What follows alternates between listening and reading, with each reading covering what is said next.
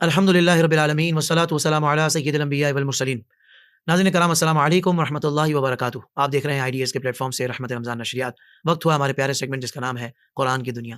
ہمارے ساتھ تشریف فرما ہے عالم اسلام کی معروف شخصیت، بہت پیارے زبردست عالم دین، مستند انداز ہے، معتبر لہجہ ہے، حضرت علامہ مولانا مفتی سلمان احمد اظہری صاحب۔ السلام علیکم ورحمۃ اللہ وبرکاتہ۔ وعلیکم السلام ورحمۃ اللہ وبرکاتہ۔ حضور کیسے مزاج ہیں آپ؟ الحمدللہ، اللہ کا فضل و کرم احسان، آپ کی دعائیں۔ ناظرین کرام، آج کا جو ہمارا عنوان ہے وہ ہے قرآن پاک میں دوزخ کے احوال کا ذکر۔ ایک پروگرام ہم نے کیا تھا جس میں جنت کے احوال کا ذکر مفتی صاحب نے بڑے کمال انداز سے بیان فرمایا تھا۔ تو آج ہم قرآن پاک میں جو جہنم اور دوزخ کے جو احوال ہیں، اس کے جو اذکار ہیں، مفتی صاحب وہ ارشاد فرمائیں گے۔ کیونکہ بندہ واقعتاً جب سنتا ہے نا تو فکر پیدا ہوتی ہے۔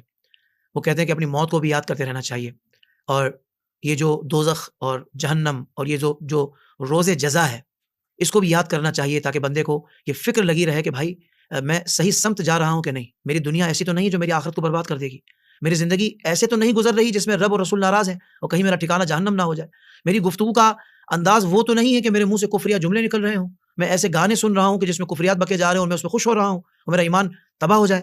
ناظرین کرام، یہ فکر پیدا کرنے کے لیے بھی علماء کرام کی صحبت اور ان سے قرآن پاک کی روشنی میں دین کی باتیں سیکھنا انتہائی اہم اور ضروری ہے۔ مفتی صاحب تشریف فرما ہے۔ مفتی صاحب، میں چاہوں گا کہ آغاز یہاں سے فرمائیے گا کہ آپ نے ضمناً اس وقت یہ بتا دیا تھا کہ جنت اور دوزخ کیا ہے۔ اب میں چاہوں گا کہ دوزخ کے کچھ احوال جو قرآن پاک میں آئے ہیں اس بارے میں کچھ ارشاد فرما دیں۔ الحمدللہ وکفا وسلام علی حبیبہ المصطفیٰ، اما بعد فاعوذ باللہ من الشیطان الرجیم، بسم اللہ الرحمن الرحیم۔ اللہم صل علی سیدنا محمد وآلہ وصحبہ وبارک وسلم صلاۃ دائمۃ سرمدا ابدا۔ ہم نے اس سے قبل جنت کا ذکر بھی کیا ہے، اس کے احوال کا بیان بھی کیا، اور جہنم کا بھی تذکرہ ضمناً کر دیا تھا۔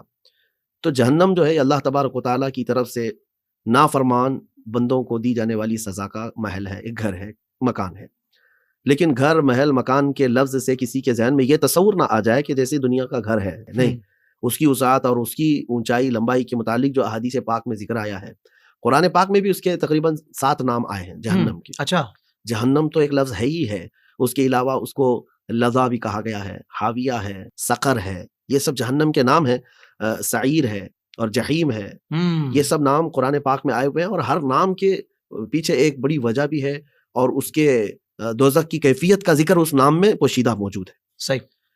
تو اب وہ جہنم کی جو وسعت ہے اس کے متعلق جو حدیث پاک میں ہے کہ اس کے منہ کے دہانے سے اگر کوئی چیز گرا دی جائے تو اس کے تہ تک پہنچنے میں 70 سال سے بھی زیادہ کا عرصہ لگ جائے گا۔ اللہ اکبر۔ جبکہ اس آسمان دنیا سے زمین پر ایک چھوٹا سا گولا بھی گرا دیا جائے تو اس کو پہنچنے میں رات سے دن کا وقت لگتا ہے، صبح سے شام کا وقت لگے گا۔ اس میں 70 سال لگیں گے۔